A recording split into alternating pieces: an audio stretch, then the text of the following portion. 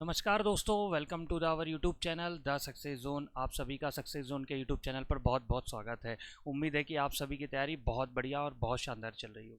जैसा कि आपको पता है कि आपका जो है स्टैटिक जीके का एक सीरीज़ चल रहा है, जिसमें आपके जितने भी पीवाईक्यू क्वेश्चन हैं, आपके जितने भी एग्ज़ाम्स हैं, चाहे एसएससी सीजीएल एग्ज़ाम हो, एसएससी सीएचएसएल, आपकी रेलवे एनटीपीसी, एसएससी जीडी, सभी एग्ज़ाम के पीवाईक्यू क्वेश्चन और ऐसे क्वेश्चन जो आपके एग्ज़ाम में क्या हो सकते हैं बेटा, कवर हो सकते हैं। तो सभी को हम लोग क्या करवा रहे हैं, कवर कराने की आपके लिए एक प्रयास कर रहे हैं, कोशिश कर रहे हैं। तो स्टार्ट करते हैं पहले क्वेश्चन से। देखते हैं आपका पहला क्वेश्चन क्या है। देखिए, क्वेश्चन को हमेशा हमें बहुत ध्यान से पढ़ना है ताकि हमें किसी भी तरीके की एग्जामिनेशन हॉल में दिक्कत ना क्रिएट हो। देखिए पहला क्वेश्चन, केंद्रीय पक्षी अनुसंधान संस्थान कहाँ स्थित है? तो ये पक्षी अनुसंधान संस्थान की बात कर रहा है, इंदौर में है, लखनऊ में है, इज्जतनगर या ईसा में है। तो इसका सही आंसर आएगा कहाँ पर? इज्जतनगर। इज्जतनगर में केंद्रीय पक्षी अनुसंधान संस्थान है। इज्जतनगर कहाँ है भाई? आपका उत्तर प्रदेश में। उत्तर प्रदेश में जिला कौन सा लग जाता है? बरेली जिला लग जाता है। और इसकी स्थापना जो हुई थी वो कब हुई थी? 3 नवंबर 1979 को। 3 नवंबर 1979 को इसकी स्थापना हुई थी। इसका काम क्या है बेटा? इसका काम है मुर्गी पालन को बढ़ावा देना, कुक्कुट विकास करना, ठीक है, कुक्कुट पालन पर ध्यान देना और ऐसी नस्लों को ध्यान में रखना जो इन पशु और ये पक्षियों की क्या है, जो संकटग्रस्त हैं, मतलब इनकी नस्लों पर रिसर्च करना ताकि कोई भी नस्ल या कोई भी पक्षी जो है वो किसी भी तरीके से उसकी जाति क्या हो, विलुप्त ना हो जाए। तो कुक्कुट विकास, मुर्गी पालन कहाँ पर है ये भैया? केंद्रीय पक्षी अनुसंधान संस्थान उत्तर प्रदेश के इज्जतनगर में। ये ध्यान रखिएगा कि 3 नवंबर 1979 को क्या हुआ था? इस्टेब्लिश हुआ था। चलिए देखते हैं नेक्स्ट क्वेश्चन क्या बोल रहा है। वंदे मातरम को सबसे पहले किसने स्वरबद्ध किया? वंदे मातरम को सबसे पहले किसने स्वरबद्ध किया? तो बंकिम चंद्र चट्टोपाध्याय, पादुलाल भट्टाचार्य, पन्नालाल घोष या सरस्वती देवी। तो वंदे मातरम की बात करूं तो वंदे मातरम को सबसे पहले स्वरबद्ध किया था बंकिम चंद्र चट्टोपाध्याय ने। इन्होंने अपने एक उपन्यास आनंद मठ में सबसे पहले क्या हुआ था बेटा, इसको प्रकाशित किया था। अगर मैं बात करूं, एक क्वेश्चन और आता है एग्जाम में कि भारतीय राष्ट्रीय कांग्रेस के किस अधिवेशन में सबसे पहले वंदे मातरम को गाया गया? तो ध्यान रखिएगा, एक अधिवेशन भारतीय राष्ट्रीय कांग्रेस का 1896 में कलकत्ता में हुआ था और इस कलकत्ता अधिवेशन में सबसे पहले वंदे मातरम को क्या किया था बेटा? गाया गया था। वंदे मातरम को कब हमारा राष्ट्रगीत बनाया गया? 24 जनवरी 1950 को। 24 जनवरी 1950 को हमारा राष्ट्रीय गीत, मतलब इसको स्वीकार किया गया। और इसी दिन ध्यान रखिएगा संविधान सभा की भी अंतिम बैठक हुई थी। संविधान सभा की ये क्वेश्चन भी बन सकता है कि संविधान सभा की अंतिम बैठक कब हुई थी? तो 24 जनवरी 1950 को। और इसी दिन भारत के पहले राष्ट्रपति घोषित किए गए थे। कौन? राजेंद्र प्रसाद किए। ध्यान रखिएगा इस बात को। इसमें एक नाम और ध्यान रखिएगा, अरविंद घोष। अरविंद घोष जो थे, इन्होंने वंदे मातरम का क्या किया था बेटा? अंग्रेजी में अनुवाद किया था। अरविंद घोष ने वंदे मातरम का कौन सी लैंग्वेज में ट्रांसलेट किया था? अंग्रेजी में। इस चीज को भी ध्यान रखिएगा। तो क्वेश्चन क्या है, सबसे पहले स्वरबद्ध किसने किया?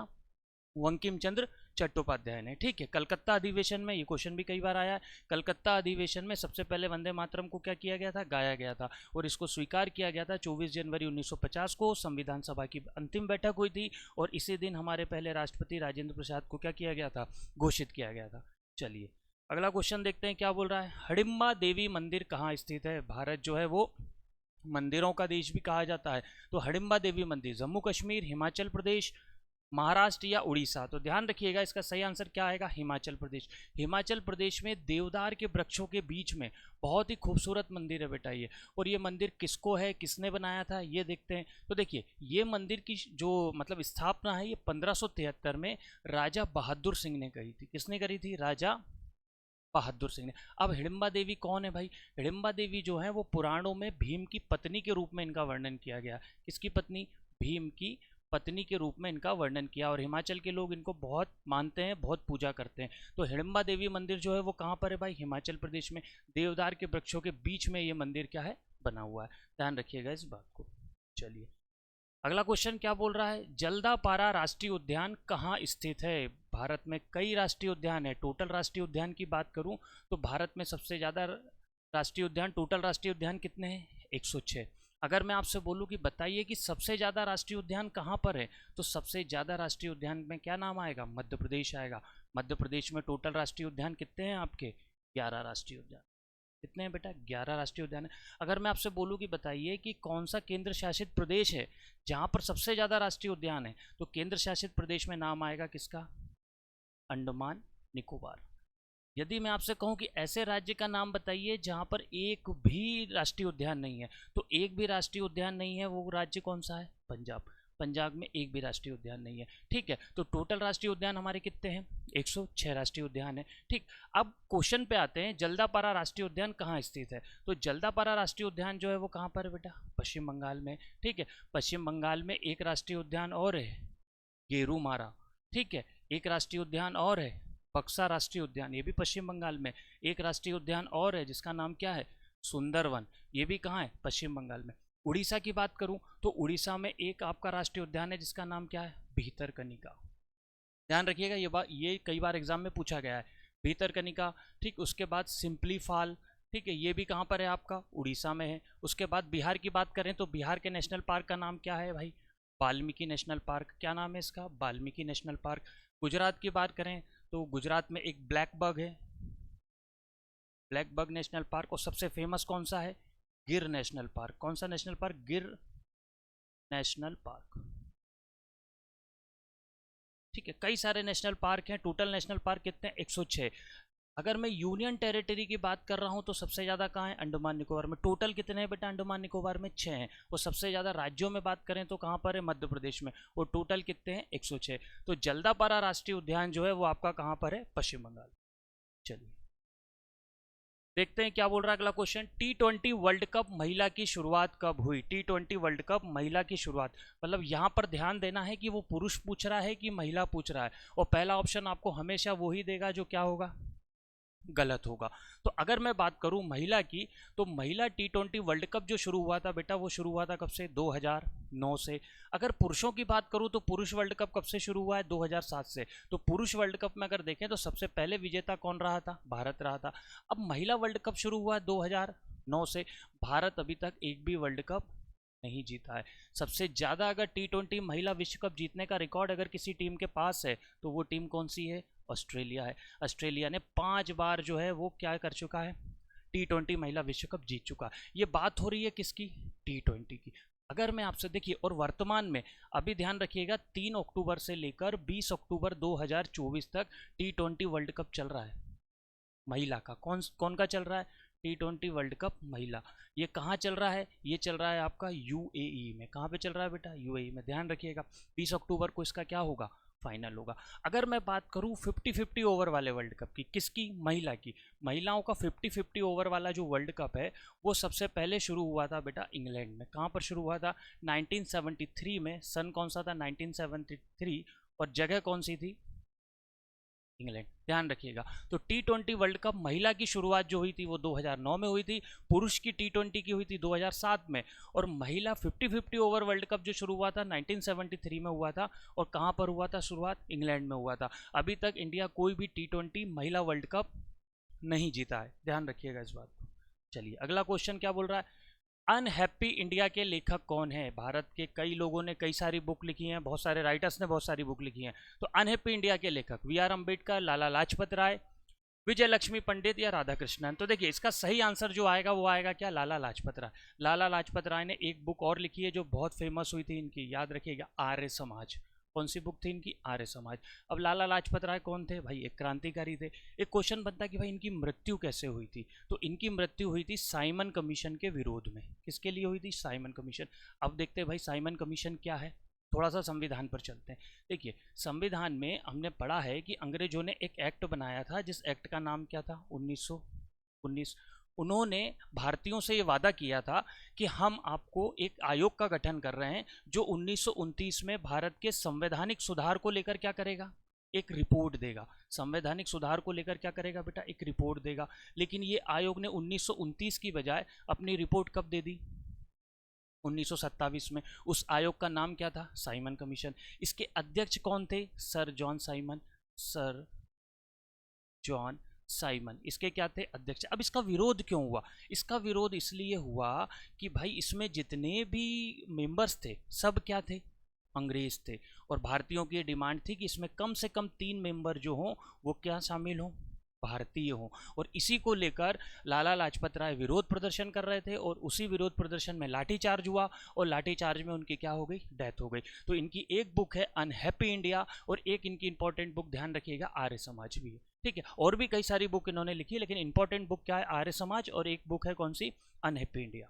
चलिए अगला क्वेश्चन क्या बोल रहा है, अरब लीग की स्थापना कब की गई। देखिए बहुत सारे संगठन भारत में है, विश्व के भी बहुत सारे संगठन है, उसमें से एक संगठन है अरब लीग, ठीक है। 1940, 1942, 1945 या 1946। देखिए अब अरब लीग क्या है, अरब लीग कुछ देशों का एक संगठन है जो क्या काम करता है भाई, मतलब कुछ देशों ने मिलकर एक संगठन बनाया है जिसमें अरब कंट्री के हैं, एशिया कंट्री के हैं और अफ्रीका महाद्वीप के कुछ देश हैं, जो एक दूसरे को क्या करेंगे, सहयोग करेंगे। किसी पर कोई दूसरा देश यदि हमला कर देता है तो सब मिलके उसके लिए लड़ाई लड़ेंगे। कोई यदि आर्थिक संकट में है, फाइनेंशियल क्राइसिस से निकल रहा है, तो दूसरा देश उसको क्या करेगा, हेल्प करेगा। तो ऐसा एक संगठन बना है जिसका नाम क्या है, अरब लीग। इसकी स्थापना हुई थी बेटा 1945 में। डेट मैं यहाँ लिख दे रहा हूँ, 22 मार्च 1945, ध्यान रखिएगा 22 मार्च 1945। कहाँ पर हुई थी भैया, तो ये हुई थी आपके मिस्र के काहिरा में, ठीक है। जब ये 1945 में बना था तो इसके संस्थापक देश कितने थे, तो इसके संस्थापक देश की यदि मैं बात करूं तो इसके फाउंडिंग मेंबर्स जो थे वो थे आपके कितने, टोटल 7। अगर मैं बात करूं वर्तमान में, बताइए अरब लीग में कितने मेंबर हैं, कितने मेंबर देश हैं, तो अभी इसमें कितने मेंबर शामिल हो गए, टोटल 22। लेकिन उस समय इसमें कितने मेंबर्स थे, फाउंडिंग मेंबर्स जो थे वो कितने थे, 7 थे। और इसकी स्थापना कब हुई थी, 22 मार्च 1945 को काहिरा में। काहिरा कहाँ, मिस्र में। कहाँ पर, मिस्र में, ध्यान रखिएगा। तो अरब लीग की स्थापना कब हुई है, 1945 में। चलिए अगला क्वेश्चन क्या बोल रहा है आपका, रविन्द्रनाथ टैगोर को किस वर्ष नोबेल पुरस्कार दिया गया था, ठीक है। नोबेल पुरस्कार मतलब पुरस्कारों में सबसे सर्वश्रेष्ठ पुरस्कार माना जाता है, ठीक है। अब ये किसके लिए दिया जाता है, देखिए सबसे पहले कि ये जो नोबेल पुरस्कार है ये स्वीडिश वैज्ञानिक जिनका नाम क्या था, अल्फ्रेड नोबल, अल्फ्रेड नोबल, इनके नाम पर यह दिया जाता है, ठीक है। तो पहला नोबेल पुरस्कार जो दिया गया था बेटा वो दिया गया था 10 दिसंबर 1901 को। कब दिया गया था, 10 दिसंबर 1901 को। लेकिन ये कितने क्षेत्रों में दिया जाता है, ये 6 क्षेत्रों में दिया जाता है। अलग अलग क्षेत्र होते हैं, चिकित्सा, साहित्य, ऐसे 6 क्षेत्रों में दिया जाता है। तो इसमें से जो रविन्द्रनाथ टैगोर को मिला था वो किस क्षेत्र में मिला था, साहित्य के क्षेत्र में मिला था। और ये मिला था कब बेटा, 1913 को, ठीक है। रविन्द्रनाथ टैगोर एशिया और भारत के, एशिया और भारत के पहले ऐसे व्यक्ति हैं जिनको क्या मिला था, नोबेल पुरस्कार, किस क्षेत्र में, साहित्य के क्षेत्र में। तो साहित्य के क्षेत्र में नोबेल पुरस्कार पाने वाले पहले व्यक्ति का नाम क्या आएगा, रविन्द्रनाथ टैगोर। और सन कौन सा है और कौन सी रचना के लिए मिला था, ठीक है। देखिए गीतांजलि इनकी बुक थी, एक उपन्यास था गीतांजलि, इनकी रचना के लिए मिला था जिसका नाम क्या था, गीतांजलि। और ये कब थी, 1913 में। चलिए अगला क्वेश्चन, ध्यान से पढ़िए क्वेश्चन को हमें पता हो तो ही हम उसका क्या करें बेटा, आंसर क्लिक करें, ठीक है। या हम गलत आंसर करते हैं तो जब तक सही आंसर हमारे दिमाग में फिट ना हो जाए तब तक हमको क्या करना है, आगे नहीं बढ़ना। नहीं तो क्या होता है, वहाँ जाके हाथ हमेशा क्लिक होता है किस पर, जो हमने पहले याद किया था, जो हमको गलत याद था, ठीक है। क्या बोल रहा है क्वेश्चन, भारत में कॉफ़ी का सबसे ज़्यादा उत्पादन कौन से राज्य में होता है। भारत में सबसे ज़्यादा कॉफ़ी के उत्पादन केरल, तमिलनाडु, कर्नाटक या एकीकृत आंध्र प्रदेश, मतलब इसमें तेलंगाना को भी ऐड किया है। तो इसका सही आंसर जो आएगा वो आएगा क्या, कर्नाटक। भारत में सबसे ज़्यादा कॉफ़ी का उत्पादन कहाँ होता है, कर्नाटक में। अगर मैं विश्व की बात करूँ तो विश्व में सबसे ज़्यादा कॉफ़ी, विश्व में सबसे ज़्यादा कॉफ़ी कहाँ होती है बेटा, ब्राज़ील में होती है। कहाँ पर होती है, ब्राज़ील में होती है। भारत का कौन सा नंबर है कॉफ़ी में, तो भारत का नंबर कौन सा है कॉफ़ी उत्पादन में, 6वां है।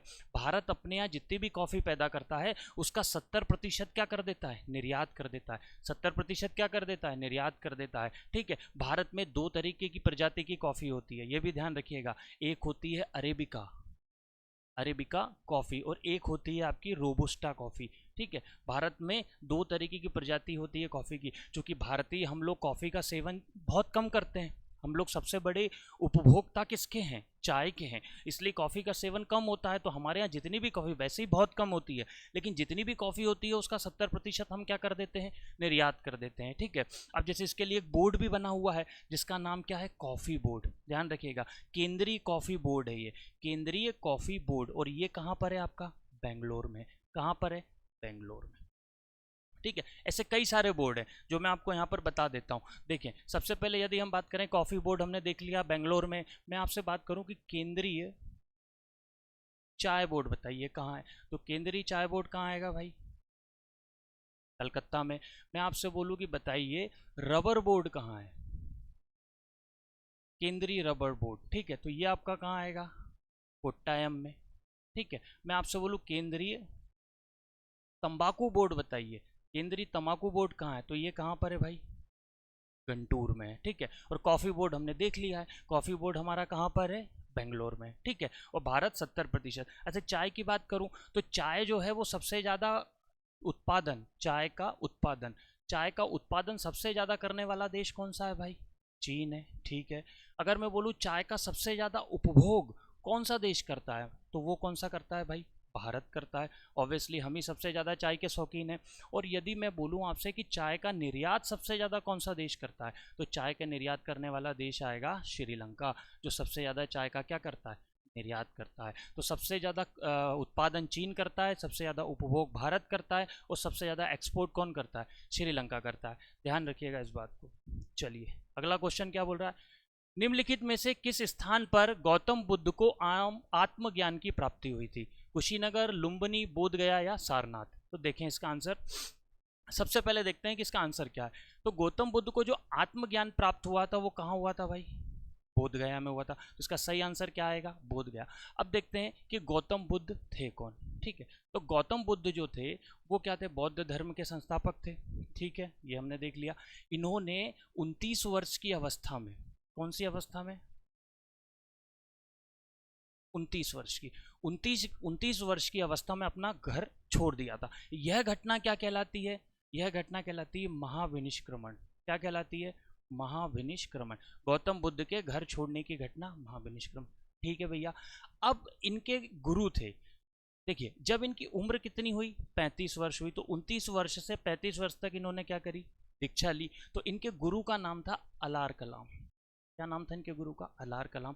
तो इन्होंने जब शिक्षा ली, और शिक्षा ली तो 35 वर्ष की उम्र में इन्हें निरंजना नदी के तट पर, बोधगया में, कहाँ पर? बोधगया में। नदी कौन सी थी? निरंजना नदी। निरंजना नदी के तट पर पीपल के पेड़ के नीचे पूर्णिमा के दिन आत्मज्ञान की प्राप्ति हुई। और आत्मज्ञान की प्राप्ति हुई कहाँ पर? नदी कौन सी थी? निरंजना नदी। शहर कौन सा था? बोधगया। ठीक है, तो 29 वर्ष की अवस्था में इन्होंने अपना घर छोड़ दिया था। 35 वर्ष की उम्र में इनको क्या हुई थी? ज्ञान की प्राप्ति हुई थी। और ये जो घटना हुई है, ये जो घटना हुई है कौन सी? ज्ञान प्राप्ति वाली। इसको क्या बोला जाता है? निर्वाण। क्या बोला जाता है बेटा? निर्वाण बोला जाता है। ठीक है, फिर सारनाथ। सारनाथ में एक घटना हुई, इसको बोला जाता है धर्म चक्र परिवर्तन। क्या बोला जाता है? धर्म चक्र परिवर्तन। इस दिन क्या हुआ था? इस दिन सारनाथ में क्या हुआ था? इन्होंने अपने 5 शिष्यों को बौद्ध धर्म की दीक्षा दी थी। पहली बार इन्होंने अपने 5 शिष्य थे, उनको बौद्ध धर्म की शिक्षा दी थी। वो जगह कौन थी? सारनाथ। 80 वर्ष की अवस्था में, 80 वर्ष की अवस्था में इनका क्या हो गया था? निधन हो गया था। और यह घटना क्या कहलाती है? यह घटना कहलाती है आपकी महापरिनिर्वाण। क्या कहलाती है? महापरिनिर्वाण। ठीक। अब 4 बौद्ध संगतियां भी हुई थी, जो भी एग्जाम में आती हैं। तो पहली बौद्ध संगति है ना, मतलब ये सम्मेलन, बौद्ध धर्म का जो सम्मेलन है, तो इसको हम ऐसा बोल सकते हैं बौद्ध सम्मेलन सबसे पहला जो हुआ था वो कहाँ हुआ था? राजगृह में। ठीक है, दूसरा बौद्ध सम्मेलन कहाँ हुआ था? वैशाली में। ठीक है, तीसरा बौद्ध सम्मेलन कहाँ हुआ था? तीसरे की बात करूँ तो तीसरा हुआ था पाटलिपुत्र में। कहाँ पर हुआ था? पाटलिपुत्र में। और चौथे बौद्ध संगति कहाँ हुई थी बेटा? कश्मीर में हुई थी। इस चीज को भी हमें क्या रखना है? ध्यान रखना। एक क्वेश्चन और ध्यान रखिए कि किस राजा ने पाटलिपुत्र का नाम पटना किया? तो याद रखिएगा उस राजा का नाम है शेरशाह सूरी। किसने किया था? शेरशाह सूरी ने। शेरशाह सूरी ने पाटलिपुत्र का नाम बदल के क्या कर दिया था? पटना कर दिया था। मैं यहाँ लिख देता हूँ, शायद आपको यहाँ दिख नहीं रहा होगा। पाटलिपुत्र का नाम किस राजा ने चेंज किया था? पटना किया था। तो उसने करने वाले व्यक्ति का नाम था शेरशाह सूरी, जो सूरी वंश का क्या था? संस्थापक था। ध्यान रखिएगा इस बात को। चलिए आगे चलते हैं, क्या बोल रहा है अगला क्वेश्चन। देखिए क्वेश्चन को ध्यान से पढ़िए और समझने की कोशिश करिए कि क्या क्वेश्चन में वो बोलना चाह रहा है, आपसे क्या पूछना चाह रहा है। दिखाता कुछ और है, होता कुछ और है, और आंसर आता कुछ और है। सबरीमाला मंदिर कहाँ है? केरल, उड़ीसा, महाराष्ट्र या आंध्र प्रदेश? तो सबरीमाला जो मंदिर है वो है बेटा कहाँ पर? केरल में। और ये भगवान अयप्पा को संबंधित समर्पित है। कौन से भगवान? अयप्पा। भगवान अयप्पा को समर्पित है, ठीक। और ये कौन से पहाड़ पर है? सबरीमल पहाड़ पे, ध्यान रखिएगा। सबरीमल पहाड़, ये भी पूछ सकता है भाई सबरीमल पहाड़ कहाँ है? तो सबरीमल पहाड़ कहाँ है? आपका केरल में। और ये सबरी वाला मंदिर जो है ये किस पहाड़ पर है? सबरीमल पहाड़ पर। और ये किस भगवान को समर्पित है? भगवान अयप्पा को। चलो क्या बोल रहा है भैया अगला क्वेश्चन, ध्यान से पढ़ें इसे भी। मोहम्मद बिन तुगलक ने दिल्ली से अपनी राजधानी की स्थापना कहाँ करी? मोहम्मद बिन तुगलक ने अपनी राजधानी चेंज करी। दौलताबाद, औरंगाबाद, इलाहाबाद या सहारनपुर? तो सही आंसर क्या आएगा? दौलताबाद। अब इसमें एक ध्यान रखिए, सबसे पहले हम समझते हैं तुगलक वंश को। दिल्ली सल्तनत पर बैठने वाला वंश जिसका नाम क्या था? तुगलक वंश। तो देखो तुगलक वंश जो था इसका कार्यकाल कब से कब तक रहा? सबसे पहले तो ये देखते हैं। तो तुगलक वंश जो शुरू हुआ था बेटा 1325 से लेकर 1351 तक। गयासुद्दीन तुगलक क्या थे? इसके संस्थापक थे। उनका बेटा था मोहम्मद बिन तुगलक, जिसका एक नाम था, निकनेम, जिसको हम क्या बोलते हैं? जोना खां बोलते हैं, ठीक है। तो इसने अपनी राजधानी जो है वो दिल्ली से दौलताबाद ट्रांसफर नहीं करी थी। राजधानी दिल्ली भी थी और एक राजधानी क्या थी? दौलताबाद। मतलब उसने टोटल राजधानी कितनी बना ली थी अपनी? दो। एक दिल्ली बना लिया था और एक दौलताबाद। मतलब इसका ये मतलब नहीं है कि दिल्ली हटा दी थी, दिल्ली भी राजधानी थी और एक नई राजधानी क्या बना दी? दौलताबाद बना दी।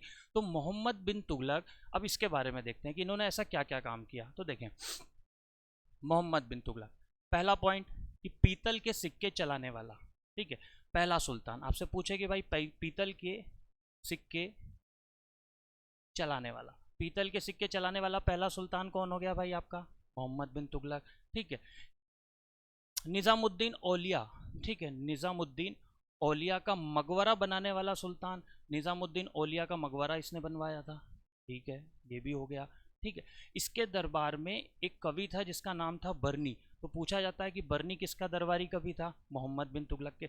अगर मैं बोलूँ मध्यकालीन भारत में सबसे ज़्यादा विद्रोह या दिल्ली सल्तनत में सबसे ज़्यादा विद्रोह किसके काल में हुए? तो सबसे ज़्यादा विद्रोह जो हुए थे वो किसके काल में हुए थे? मोहम्मद बिन तुगलक के। टोटल विद्रोह कितने हुए थे बेटा? 22 विद्रोह हुए थे। पीतल के सिक्के चलाने वाला सुल्तान निजामुद्दीन औलिया के का मकबरा बनाने वाला सुल्तान, ठीक है, बर्नी इसके दरबार का कवि था, ठीक है। ये दिल्ली सल्तनत का पहला सुल्तान था, ये दिल्ली सल्तनत का पहला सुल्तान था जो अजमेर में स्थित मुइनुद्दीन चिश्ती के दरगाह पर दर्शन करने गया था। पहला सुल्तान दिल्ली सल्तनत का जिसमें मुइनुद्दीन चिश्ती की दरगाह पर क्या किए थे? दर्शन किए थे। तो पीतल के सिक्के चलाने वाला सुल्तान, निजामुद्दीन औलिया का मकबरा, बर्नी। देखो इसके समय में एक कवि और था जिसका नाम था अब्दुल कादिर वदायूनी। इसने एक लाइन लिखी थी कि इसकी मौत के बाद कि राजा को प्रजा से और प्रजा को राजा से क्या मिल गई? मुक्ति मिल गई। तो पूछा जा सकता है कि ये लाइन किसने लिखी? तो ये लाइन लिखने वाले व्यक्ति का नाम क्या था? अब्दुल कादिर वदायूनी, ठीक है, ध्यान रखिएगा इस बात को। और ये कब से कब तक चला था तुगलक वंश? 1325 से लेकर 1351 तक। तो मोहम्मद बिन तुगलक ने दिल्ली से अपनी राजधानी कहाँ ट्रांसफर ले गया था? दौलताबाद। मतलब राजधानी दिल्ली भी थी और एक नई राजधानी बना दी थी जिसका नाम क्या था? दौलताबाद। चलिए अगला क्वेश्चन देखें, पढ़ें क्या बोल रहा है अगला क्वेश्चन। ध्यान से पढ़ें उस क्वेश्चन को और समझने की कोशिश करें कि वो एक्चुअल में बोलना क्या चाह रहा है आपसे। इनमें से किस वर्ष के दौरान लोकसभा और राज्य विधानसभा चुनाव के लिए मतदान की आयु 18 वर्ष कर दी? 2001, 1991, 1998 या 1988? देखें देखिए जब हमारा संविधान बना था, कब बना भाई? 1950 में। उस समय मतदान की जो उम्र थी वो कितनी रखी गई थी? 21 वर्ष। कितनी रखी गई थी? 21 वर्ष रखी गई थी। लेकिन सन 1988 में मतदान की उम्र 21 से घटाकर कितनी कर दी गई? 18 वर्ष कर दी गई। इसके लिए एक समिति बनाई गई थी, उस समिति का नाम था तारकुंडे समिति। पूछा जा सकता है कि बताइए तारकुंडे समिति का संबंध किससे है? तो तारकुंडे समिति जो है वो किससे है? इसका संबंध चुनाव सुधार से। आंसर क्या आएगा इसका? चुनाव सुधार से संबंधित। तो इन्होंने अपनी रिपोर्ट में कहा कि जो उम्र है वो 21 से कितनी कर दो भाई, 18 कर दो। तो इसके लिए संविधान में संशोधन करने की ज़रूरत हुई। तो ये जो हुआ है ये संविधान में 61वां संविधान संशोधन है। मतलब जो उम्र 21 से 18 करी है वयस्क मताधिकार की, आपके वोट डालने की, तो ये कौन सा संविधान संशोधन था? 61वां संविधान संशोधन। भारतीय संविधान के आर्टिकल 324 से लेकर 329 तक चुनाव प्रक्रिया का वर्णन है ना। आर्टिकल कहाँ से, ध्यान रखिएगा इस बात को, 324 से लेकर 329 तक किसका वर्णन है? चुनाव प्रक्रिया का। जिसमें 324 में क्या है? चुनाव आयोग। और 326 में है, ध्यान रखना, 300 और 326 में है आर्टिकल नंबर किसमें? 326 में है आपका कि जो वोटिंग की उम्र है वो कितनी है? 18 वर्ष। तो वयस्क मताधिकार आर्टिकल 326 में। आर्टिकल 324 में क्या है आपके? आर्टिकल 324 में है चुनाव आयोग, कि देश में क्या होगा? एक चुनाव आयोग होगा जो क्या करेगा? जो कैसी संस्था है? गैर संवैधानिक संस्था। कैसी संस्था है? गैर सॉरी, जो कौन सी संस्था है? संवैधानिक संस्था है, ठीक है। चुनाव आयोग, दो संस्थाएं होती हैं, एक गैर संवैधानिक होती है और एक कौन सी होती है? संवैधानिक होती है। तो चुनाव आयोग का वर्णन संविधान में, इसलिए संस्था कौन सी है? संवैधानिक संस्था है। तो ध्यान रखिएगा 1988 में किया गया था, 21 वर्ष से कितना? 18 वर्ष। चलिए अगला क्वेश्चन देखिए क्या बोल रहा है अगला क्वेश्चन। भारतीय संविधान का कौन सा भाग पंचायतों से संबंधित है? कौन सा भाग? तो भाग जो है इसका सही आंसर आएगा 19। भाग 19 जो है वो किससे संबंधित है? पंचायतों से, ठीक। इसमें भारत, देखिए भारत के संविधान में जो पंचायतों से रिलेटेड आर्टिकल है वो आर्टिकल कौन सा है? ध्यान रखिएगा, आर्टिकल नंबर 243 से लेकर आर्टिकल नंबर 243 ओ तक, ठीक है। किसका वर्णन है? पंचायतों का वर्णन है। मतलब ये बात हो रही है किसकी? ग्राम पंचायत की। ग्राम पंचायत का वर्णन है। अगर मैं बात करता हूँ भारतीय संविधान में एक चैप्टर है DPSP, directive principle of state policy, राज्य के नीति निर्देशक तत्व, उसके आर्टिकल नंबर 40 में भी क्या है भाई? ग्राम पंचायत का वर्णन है। भारत के संविधान में 73वां संविधान संशोधन किससे संबंधित है भाई? पंचायतों से। और 73वां संविधान संशोधन लागू करने वाला पहला राज्य कौन था? तो पहला राज्य था मध्य प्रदेश, जिसने 73वां संविधान संशोधन क्या किया था बेटा? सबसे पहले लागू किया था। तो संविधान का भाग ध्यान रखिए, आर्टिकल्स तो हम लोग क्या करते हैं? ध्यान रख लेते हैं, लेकिन भाग एग्जाम में पूछ लेगा तो आप क्या करेंगे? भाग भी हमें पता होना चाहिए। तो भाग जो है वो कौन सा है? 19 है। आर्टिकल 243 से 243 ओ तक। और ज़्यादातर जो हमारे भारत में पंचायत का स्तर है, जो टायर है, तो ज़्यादातर कौन सी है? 3 टायर गवर्नमेंट है। मतलब ज़्यादातर कौन सी है? त्रिस्तरीय सरकार है। ये टॉपिक को कभी और ब्रीफ में पढ़ेंगे, अभी इस क्वेश्चन के लिए इतना ही काफ़ी है।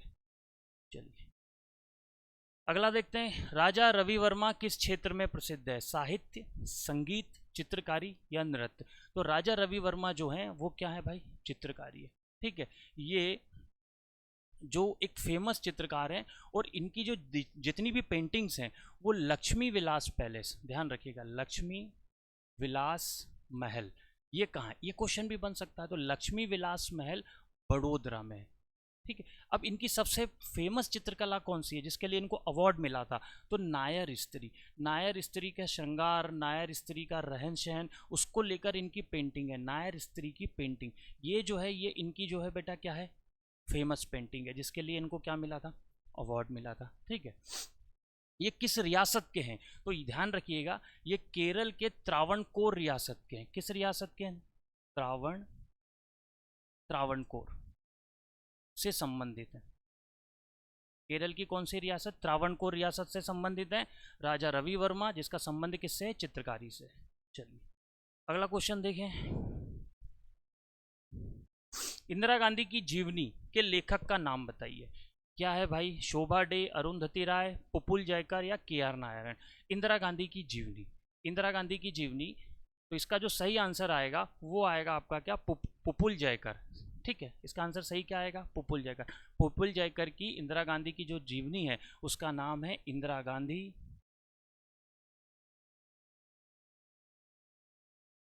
The intimate biography. The intimate biography. Pupul Jayakar, ध्यान रखिएगा इनको 1967 में पद्म भूषण भी मिला था। क्या मिला था 1967 में? पद्म भूषण अवार्ड भी दिया गया था। ठीक है, तो इंदिरा गांधी की जीवनी के लेखक का नाम क्या होगा? पुपुल जयकर। और इनकी जीवनी कौन सी है? Indira Gandhi the intimate biography. चलो अगला क्वेश्चन देखो क्या बोल रहा है अगला क्वेश्चन। द सेल आउट नामक पुस्तक के लिए, द सेल आउट नामक बुक के लिए मेन बुकर प्राइज 2016 के विजेता कौन है? David Szalay, Paul Beatty, J M Coetzee, Madeleine Thien. तो ये जो है आपके, इसका सही आंसर क्या आएगा? Paul BT. The sell out ये एक इंग्लिश उपन्यास है, एक इंग्लिश नॉवल है। ठीक है, तो इसके लिए मेन बुकर प्राइज 2016 में जीता था किसने? पॉल बीटी ने। ध्यान रखिएगा न्यूयॉर्क टाइम्स जो मैगजीन है, उस मैगजीन ने इसे 21वीं सदी की 21वीं सदी की 17वीं सबसे अच्छी बुक बताया है। 21वीं सदी की कौन सी? 17वीं सबसे अच्छी बुक किसको बताया भाई? द सेल आउट को। ठीक है, और इसके जो रचनाकार है उनका नाम क्या है? Paul BT. ध्यान रखिएगा। कुचिकल जलप्रपात कहाँ स्थित है? तो कुचिकल जलप्रपात जो है बेटा वो कहाँ पर स्थित है? ध्यान रखिएगा केरल में। ठीक है, केरल में स्थित है। ये 433 फीट तो सॉरी 433 मीटर की ऊंचाई से क्या है ये गिरता है। ये सबसे ऊंचाई से गिरने वाला झरना है। भारत का सबसे ऊंचाई से गिरने वाला झरना जो है वो क्या है? कुचिकल जलप्रपात। मतलब ये सबसे ऊंचाई से गिरता है और वो ऊंचाई कितनी है? 433 मीटर। ध्यान रखिएगा इस बात को। चलिए अगला क्वेश्चन देखते हैं। भारत के मुख्य चुनाव आयुक्त कौन हैं? वसंत प्रताप सिंह, राजीव कुमार, वीएस संपत या सुशील चंद्रा। तो भारत के जो चुनाव आयुक्त हैं वो कौन है? राजीव कुमार। और ये कौन से चुनाव आयुक्त हैं? ध्यान रखिएगा 25वें नंबर, है ना। भारत के चुनाव आयुक्त। अच्छा, चुनाव आयुक्त की नियुक्ति कौन करता है? अगर मैं बोलूं आपसे तो भारत के चुनाव आयुक्त की नियुक्ति कौन करता है? भारत का राष्ट्रपति करता है। चुनाव प्रक्रिया हम देख चुके हैं। संविधान के आर्टिकल कहाँ से शुरू हो रही है? 324 से लेकर 329 तक। और 324 में क्या है भाई? चुनाव आयोग, केंद्रीय चुनाव आयोग। राज्य चुनाव आयोग की बात नहीं हो रही है, किसकी हो रही है? केंद्रीय चुनाव आयोग। ठीक है, तो ये आज की क्लास थी आपकी। उम्मीद करते हैं कि आपको बहुत सारी चीज़ें समझ में आ गई होंगी। बहुत जल्दी लाइव क्लासेस भी आपकी शुरू होंगी। तो और कुछ सजेशंस हो तो आप लोग हमें दे सकते हैं। बने रहिए, पढ़ते रहिए। Thank you so much.